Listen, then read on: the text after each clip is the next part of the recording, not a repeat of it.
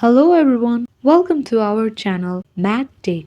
On today's tutorial, I will guide you how to log in back to your Roblox account. Open any browser. For now, I am opening Google and you need to type in the search bar roblox.com and you need to tap on the search icon that is shown in the blue button on the keyboard.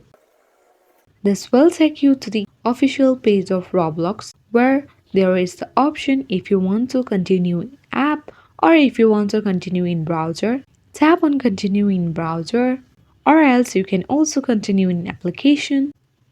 This will take you to the login page of Roblox account. Enter your username or email or the phone number and the password. After you have entered the credential, tap on login and login on your Roblox account back again. If this video was useful, hit the like button and subscribe our channel for the more tutorial videos. Thank you.